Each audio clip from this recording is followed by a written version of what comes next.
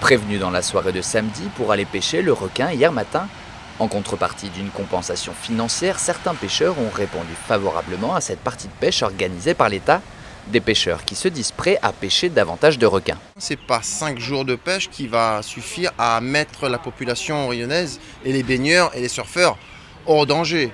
Ce qu'il faut, c'est de mettre des palanques systématiquement 24 heures sur 24, de pêcher des espèces ciblées également les plus dangereux, le bulldog et le requin tigre. Les associations engagées pour la réduction du risque depuis le début de la crise requin sentent enfin les choses évoluer dans le bon sens. On espère en tout cas que ça va dans le bon sens.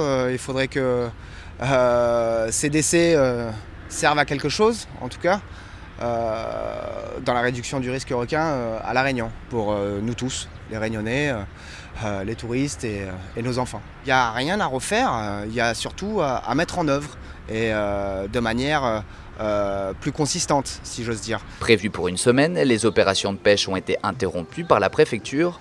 La raison, 6 requins tigres de plus de 3,50 m prélevés, mais pas un seul requin bulldog au bout de l'hameçon. Enlevant les tigres, ça peut laisser de la place à l'installation de plus de requins bulldog encore, donc éventuellement augmenter le problème au lieu de le résoudre.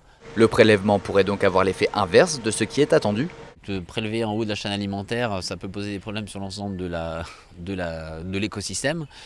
Même si on ne s'en aperçoit pas forcément, je pense que ça va arriver très très vite d'avoir des répercussions au niveau des espèces plus malades. Peut-être restauration du récif, au contraire on ne l'aura pas parce que ces prédateurs ne seront plus là.